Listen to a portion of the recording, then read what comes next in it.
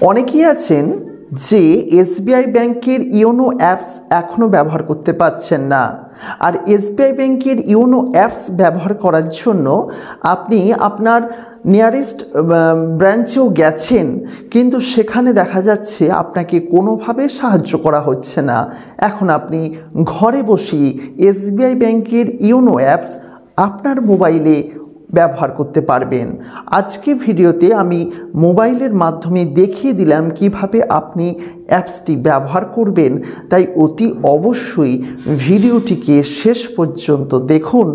আর যদি এই সংক্রান্ত কোনো মতামত থাকে তাহলে অবশ্যই আমাদের নিচের কমেন্ট সেকশানে লিখে জানাতে ভুলবেন না।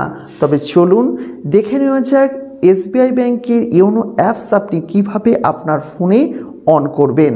তবে এক্ষেত্রে একটি জিনিস আপনাকে রাখতেই হবে, সেটি হলো আপনার কিন্তু নেট ব্যাংকিংটি অন থাকা অবশ্যই প্রয়োজন। আর অবশ্যই আপনি যে ফোনটিতে করছেন সেই ফোনটির ফোন নাম্বারটি যেন ব্যাংকের সেই অ্যাকাউন্টের সঙ্গে রেজিস্টার থাকে, তাহলেই আপনি করতে পারবেন। তবে চলুন শুরু করা যাক। যখনই আপনি আপনার মোবাইল স্ক্রিনে ইওনো অ্যাপসটি অন করবেন, তখন প্রথমে কিছুটা সময় লোডিং নেবে, যেমনটা এখন নিচ্ছে। এখন আপনারা অবশ্যই রেজিস্টার নাওতে ক্লিক করবেন।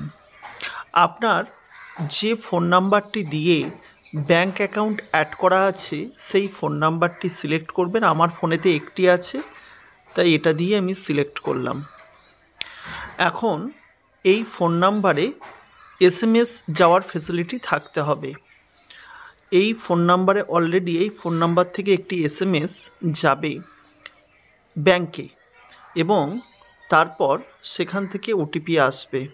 দেখলেন চলে গেছে। এখন এখানে বলছে you already have a active SBI internet bank account, প্রসিডে ক্লিক করব। এবার এখানে আপনাকে আপনার যে ইন্টারনেট ব্যাংকিংয়ের ইউজার আইডি পাসওয়ার্ডটি দিতে হবে।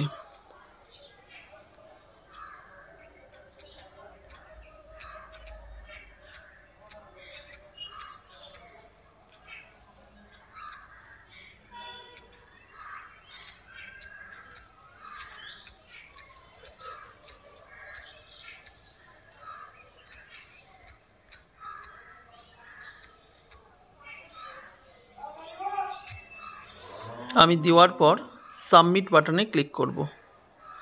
এখন ফোনেতে একটি OTP আসবে। অনেকের এটি সমস্যা হয়। এন্টার OTP, রিসেন্ট OTP, এই জায়গাটা কিন্তু অনেকের সমস্যা হয়।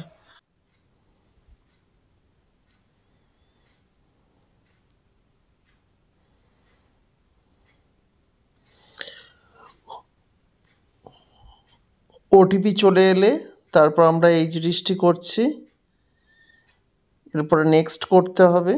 নেক্সট করার পর আপনাকে একটা এমপিন সেট করতে হবে।